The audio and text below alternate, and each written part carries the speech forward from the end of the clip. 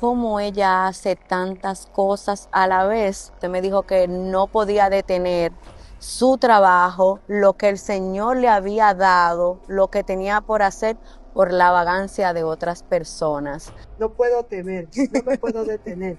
Tengo que sacar lo que ya Dios ha puesto dentro de mí. ¿En algún momento, pastor, han dudado algún hombre de cerrar algún negocio por ser solamente usted mujer?